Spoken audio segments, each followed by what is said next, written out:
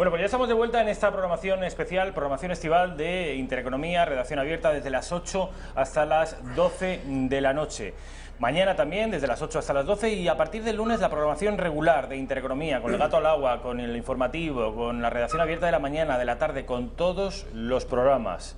Y además con algunas sorpresas. Ayer estuvo aquí Julio Ariza y les emplazó a ustedes a que siguieran con la misma ilusión de siempre Intereconomía, porque ya les digo, la información de siempre y se irán introduciendo a lo largo de la temporada diferentes sorpresas, novedades que a ustedes les van a interesar.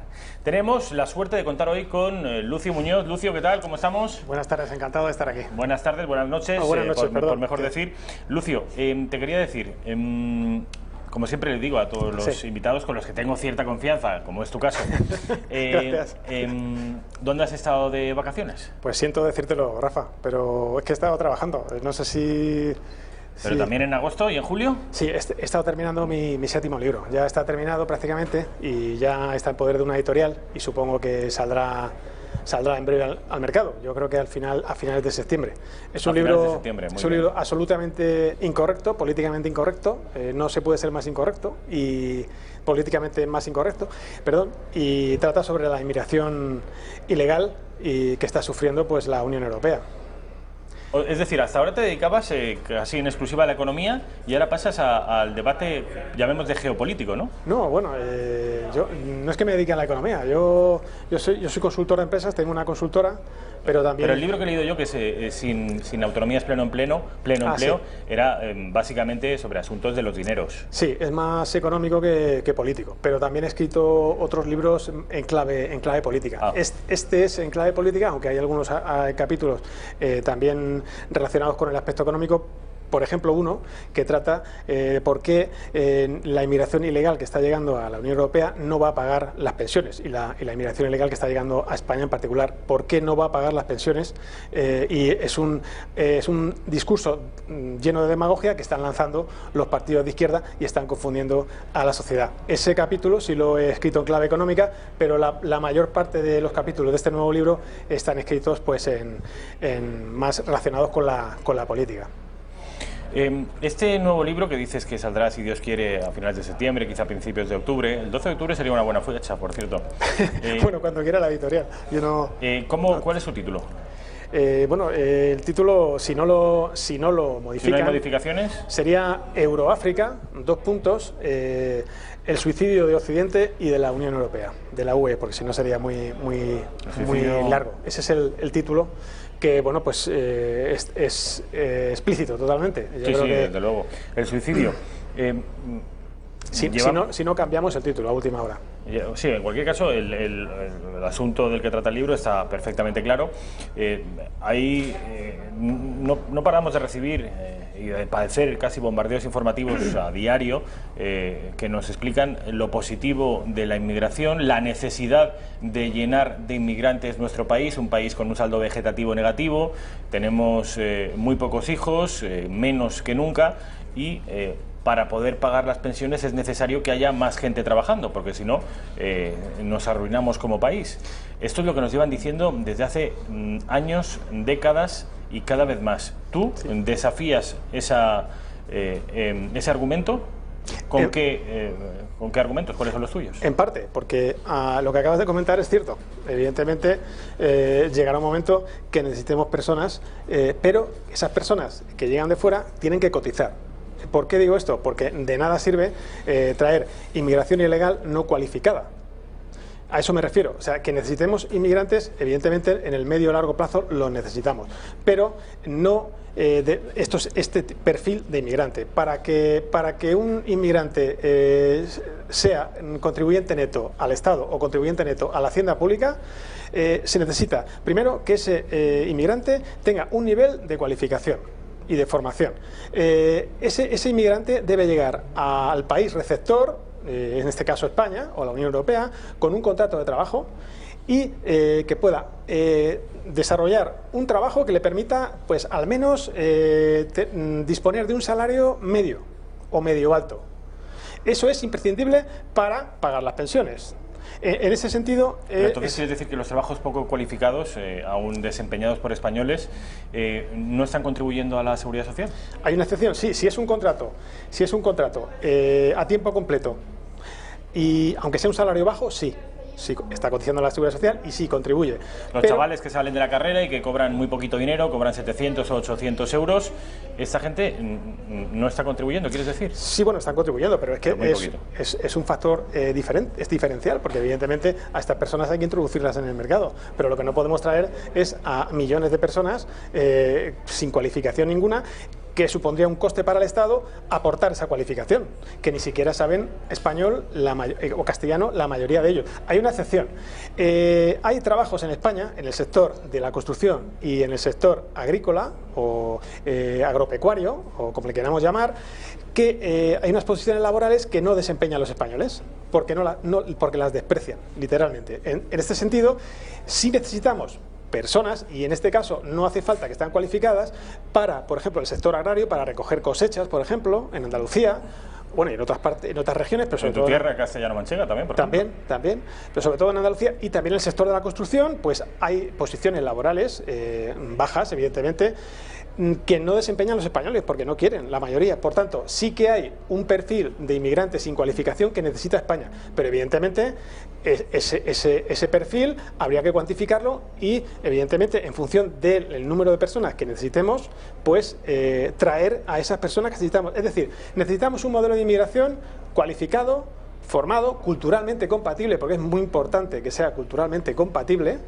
y que esté adaptado a las necesidades de nuestro mercado laboral y de los sectores productivos de la economía. Ese es el modelo de inmigración que pagaría las pensiones, tanto en España como en la Comunidad Europea. Y el modelo de inmigración que se ha implantado en la Comunidad Europea y por tanto en España, que realmente no hay ningún modelo, es decir, que se han abierto las fronteras y llegan los inmigrantes culturalmente incompatibles, sin cualificación ninguna y que en muchos casos no vienen a trabajar porque no pueden trabajar, es que no tienen capacidad para desarrollar ningún trabajo medianamente cualificado. Por tanto, al final, muchos de estos inmigrantes acabarán acabarán formando guetos y...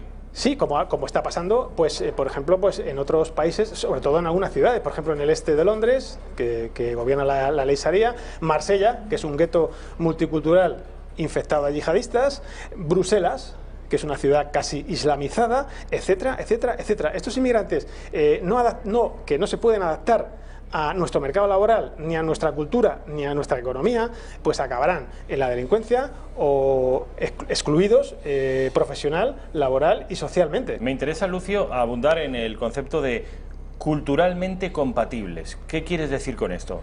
Sospecho cuáles son los inmigrantes culturalmente incompatibles. Háblame de los que son culturalmente compatibles. Sí, Rafa, pues lo primero que voy a decirte es, voy a exponerte un dato de todas las policías nacionales, o como se llaman en otros países, países integrantes de la Unión Europea. Todas estas policías, incluida la española, coinciden en un dato. Y es el siguiente: el 10% de los inmigrantes musulmanes que han entrado en Europa, en la Unión Europea, son potenciales yihadistas. Esto es un dato de todas las policías de absolutamente todos los países integrantes de la Unión Europea. Y voy a decir otro dato: la segunda generación de inmigrantes musulmanes en la Unión Europea, no se sabe el porcentaje, pero muchos de ellos son potenciales yihadistas, porque es una generación inadaptada. Al contrario de sus progenitores, puesto que la primera generación de inmigrantes musulmanes se intentó adaptar a la cultura europea, pero no así la segunda. La mayoría de los inmigrantes de la segunda generación pues son potenciales yihadistas o tienen pues una influencia muy importante del fundamentalismo islámico. Un señor nacido en Lima, en Quito o en Maracaibo, ¿es culturalmente compatible? Pues yo creo que sí. Yo creo que sí. Otra cosa es que sea culturalmente, compatible cualificadamente, pero culturalmente compatible sí. De hecho, por ejemplo, si nos centramos en lo que ha ocurrido en Dinamarca o en Suecia, en Dinamarca esta inmigración ilegal y no cualificada y culturalmente incompatible, pues ha recortado el estado del bienestar. Hay un informe que lo muestra, todo el mundo lo puede buscar en Internet, del Ministerio de Finanzas de Dinamarca. Si no recuerdo mal, ese informe es de 2017, por si acaso lo quiere alguien buscar. Y si nos vamos a Suecia, pues evidentemente el recorte del bienestar en el paraíso de la socialdemocracia que ha provocado esta inmigración ilegal y culturalmente no compatible, pues está pues también en Internet. Si alguien quiere buscar alguna referencia, la puede encontrar rápidamente. Esto ocurría en España. O sea, quien se crea que esta inmigración ilegal viene a pagar las pensiones está equivocado. Vienen a vivir de la subvención, la mayoría de ellos, a vivir de las subvenciones públicas porque no van a tener más remedio que hacerlo, no porque quieran, sino porque no van a tener más remedio que hacerlo, a vivir de nuestro sistema de protección social y evidentemente del estado del bienestar de la Unión Europea y por tanto de España. Y por supuesto se producirá un recorte del estado del bienestar como consecuencia de esta inmigración ilegal, culturalmente incompatible y no cualificada. ¿Y por qué también es un coste añadido a nivel económico que sea culturalmente incompatible? Además del coste social y de lo que representa que no sea culturalmente incompatible, es decir, de la derivación yihadista a la que he aludido antes. Pues porque evidentemente estas personas que no son culturalmente compatibles tienen que empezar por aprender español. En Dinamarca se ha producido una inversión muy potente por parte del Estado para algunos inmigrantes, tratar de integrarlos e incluso pues han empezado por darles clases de danés. Por tanto, hay un coste ya desde el primer momento que llegan a España. Yo lo siento mucho, yo no tengo nada en contra de una persona que quiera buscar un futuro mejor, pero tengo que decir cuál es la realidad para que por lo menos las personas que nos están viendo en este programa de hoy lo sepan, porque están engañando algunos partidos políticos a la población. Y la están engañando a través de este mensaje totalmente erróneo que consistente en que van a pagar las pensiones. No es así, no es cierto. Solo un modelo occidental cualificado, formado y culturalmente compatible es capaz de contribuir a la hacienda pública. Y he dicho las excepciones antes también, porque evidentemente no se puede generalizar. Lucio, otra pregunta. ¿Has incluido en el libro porque siempre nos dicen que es necesario centenares de miles de inmigrantes, incluso millones en las próximas décadas, y la posibilidad de que los españoles tengan más hijos? ¿Por qué esto nadie lo plantea? Porque sí, sería una fórmula natural, sin traumas, de que perpetuar las pensiones y garantizarnos un futuro de estabilidad económica. Sí. ¿Esto lo abordas también? Por supuesto. Hay un capítulo que, si no le cambian el título, pues se titula la Europa musulmana, o la Unión Europea, no me acuerdo del título, pues vamos a, supongo, si es así, así me acuerdo, la Europa musulmana de segunda mitad del siglo XXI, o más o menos. Por supuesto, pero yo voy más allá, Rafa, si me lo permites. Yo abordo en el libro un asunto que no se está abordando por parte de nadie, por lo menos yo no lo he visto en ningún otro libro, ninguna teoría, ninguna teoría en Internet, ni en ningún sitio. Es el siguiente. Por un lado, se potencia la ideología de género y se financia la ideología de género en los países de la Unión Europea. Se está implementando esta ideología a través de las leyes de género. En España está muy avanzada. Y por otra parte también se financia la inmigración ilegal musulmana. ¿Qué ocurre? Pues que evidentemente se va a producir un choque cultural de impredecibles consecuencias. Nunca ningún musulmán, sea moderado, o sea yihadista, o sea fundamentalista, integrista, me da igual, nunca ningún musulmán va a aceptar la ideología de género. Si alguien quiere informarse, que se lea la Sura 4 del Corán, que se titula de las mujeres, para que vean cuál es la cultura musulmana en relación a la gestión de las mujeres. Bueno, no me gusta la gestión de las mujeres, no, sino que en relación con las mujeres, que lean esa Sura 4 del Corán y que vean si es incompatible o no con la ideología de género. Por tanto, ¿qué actores globales o qué intereses globales existen en este momento para financiar, por un lado, la ideología de género, implantar la ideología de género en la Unión Europea, en los distintos países de la Unión Europea, y por otra parte, potenciar la inmigración musulmana e ilegal? Esto producirá un choque de incalculables consecuencias. ¿Y cuál es el mensaje político de algunos partidos políticos pues que están engañando a la población, que suelen ser de izquierdas? Pues que estos, por una parte, la ideología de género, pues evidentemente ha frenado lo que tú decías, la natalidad autóctona. Te voy a pedir un ejercicio de pedagogía, Lucio, porque nosotros hablamos con cierta frecuencia de ideología de género, y está omnipresente en según qué medios de comunicación, pero a ver si eres capaz de explicar a grandes rasgos qué es eso de la ideología de género, qué pretende y por qué existe, quién lo alienta. Sí, bueno, hay una teoría de la conspiración que yo también aludo en el libro a ella, lo que ocurre es que yo no la desarrollo porque evidentemente no me gusta hablar de conspiración, a mí me gusta hablar de hechos.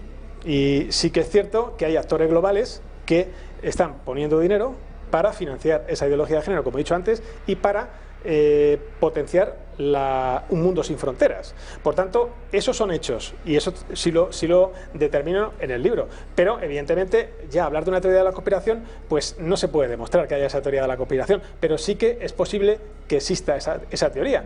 En cuanto a la ideología de género, ¿qué se pretende? Pues destruir al ser humano, ni más ni menos. Destruir al ser humano. Porque lo que se pretende, el objetivo ulterior de la ideología de género es desproteger al ser humano. El ser humano está protegido por la familia.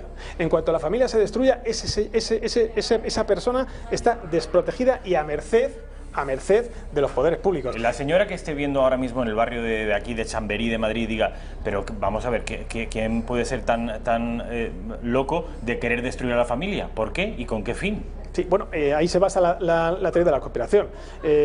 Yo también le dedico en el libro un capítulo al Club Bilderberg.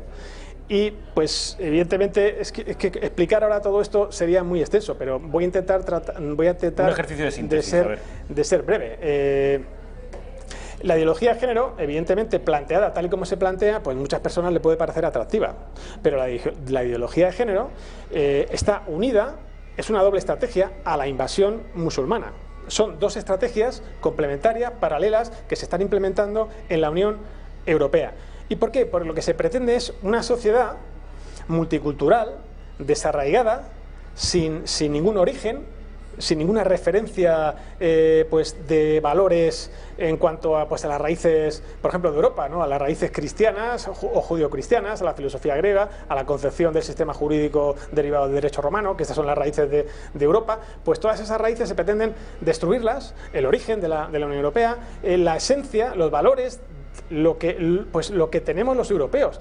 Eso se destruye, también se destruye la familia y se deja a la persona a merced de los poderes públicos. Eso constituiría una sociedad, como he dicho antes, desarraigada y fácilmente manipulable, que es lo que se pretende con la implantación de la ideología de género y la implantación de la invasión musulmana de forma paralela. El objetivo ulterior es ese, conformar una sociedad que se pudiera manipular más fácilmente, porque evidentemente si una persona tiene claros sus orígenes, tiene clara su sentimiento de pertenencia a una civilización que considera que es la mejor, como la occidental, como la europea, si tiene a sus padres, si tiene a su familia, si tiene a su país, evidentemente esa persona no está desprotegida, a esa persona no se le puede manipular, o sí, pero si está formada no se le manipula. Eso es lo que se quiere destruir con estas dos estrategias. Y se puede hacer, y de hecho se está haciendo, y están teniendo éxito, porque aunque ya se pare la inmigración ilegal, algo que va a ser complicado, pero aunque se parase, ya han conseguido sus objetivos. Porque como yo en un capítulo pues también le dedico al yihadismo un capítulo y en España también le dedico un capítulo al yihadismo en España y otro al yihadismo en la Unión Europea, y al que le dedico en España se titula el yihadismo en España : la bomba está dentro. Es decir, ya han conseguido sus objetivos, tanto con la ideología de género como con la invasión musulmana e ilegal. Son dos estrategias que se han implantado de modo complementario y paralelo y con un objetivo muy malévolo. Para finiquitar este asunto, recordar a los espectadores cuándo aproximadamente sale el libro y cuál es, al menos con carácter provisional, su título. Pues con carácter provisional el título sería Euroáfrica : el fin de Occidente y de la Unión Europea. Si no le cambian el título. ¿Y aproximadamente fecha? Pues seguramente a finales de septiembre. Lucio A. Alejandro Lucio. Alejandro Muñoz, ya lo saben ustedes, manténganse atentos porque este libro tan rompedor, tan incorrecto y que va a levantar tanta polvareda, apenas quedan unas semanas para que vea la luz. Lucio, nos quedan 5 o 6 minutos, 7 cada lo sumo, y quiero tratar un último tema. De acuerdo. Y además, aprovechando tus conocimientos de economía, nadie mejor que tú para asustarnos un poco más con lo que se nos viene encima. Hablo de los indicadores cada vez más presentes, cada vez más intensos, que advierten del advenimiento de una nueva crisis económica. Vamos a ver la pieza que ha preparado mi compañero Alberto. La economía es meramente cíclica. Ahora, la industria española está ante una posible nueva desaceleración. La actividad de las empresas está perdiendo peso, sobre todo en el sector más afectado, la automoción. La desaceleración económica es precisamente eso, una ralentización del crecimiento de la economía. No quiere decir que sea el principio de una nueva crisis, porque no es un periodo de recesión. Básicamente, un índice de que los valores siguen siendo positivos, pero eso sí, disminuyen su ritmo. En resumen, España está capeando mejor que otros países la actual situación menos positiva en el ámbito internacional. Nuestra economía sigue creciendo de forma robusta, pero eso sí, dentro de una tendencia de moderación del ritmo de crecimiento a medida que ha ido madurando el ciclo económico. Pero, ¿cómo se detectan estos cambios? ¿Cuáles son los indicadores? Los valores agregados o grandes cifras, como el PIB, la tasa de empleo, las cuentas públicas o la balanza de pagos. Ahí entra en juego la Unión Europea, que los puede gestionar y así impulsar la economía de los países miembros para encauzarla hacia la dirección deseada, aunque son diversos los factores que influyen y que están fuera de control, como el Brexit de Reino Unido, el retroceso de la economía china o las medidas proteccionistas de grandes potencias como Estados Unidos. Y es precisamente Estados Unidos uno de los que podría verse más afectado. En España, la paralización política de Pedro Sánchez y la posibilidad de nuevas elecciones afectará al tercer trimestre con datos negativos. Si en el primero destacaba el 0,7%, en el segundo la previsión caía hasta el 0,61%. Y para el último del año se estima un crecimiento del 0,53%, 2 puntos porcentuales menos que en el primer trimestre. La ventaja de nuestro país: resistimos mejor a la ola de recesión mundial porque el sector industrial en España es más reducido que en otros países europeos. Lejos de alcanzar el 20% del PIB, la economía trae verdaderos quebraderos de cabeza a los empresarios y ni la situación política actual ni el panorama global ayudan. ¿Es para asustarnos, Lucio? Sí, sí. Se avecina no solo rotundamente, sí. Sí. No solo se avecina una desaceleración económica, que ya estamos en ella, inmersos en ella, sino que se avecina una recesión. De hecho, se va a desacelerar la economía en Estados Unidos, ya ha anunciado la FED reducción de tipos. Esto es un indicador muy importante. Otro es el Brexit. Recordemos que la economía, el PIB de España se va a reducir, según Goldman Sachs, un 1% cuando si se produce un Brexit desordenado. La guerra comercial de China y Estados Unidos, que está afectando a la economía de la UE, por supuesto, porque las exportaciones, que es un motor de muchos sectores, de muchos modelos productivos de países de la Unión Europea, también se está resintiendo gracias a esa crisis. Y si hablamos de España, pues evidentemente es un hecho ya que se ha desacelerado la economía y la creación de empleo, que suelen ser dos patrones que van en paralelo. ¿El problema cuál es? Pues el problema es que España no está preparada para afrontar esta crisis, tal y como se creen muchísimos ciudadanos. Ni siquiera hemos salido de la anterior crisis. España no ha desarrollado ninguna reestructuración que necesita nuestra economía.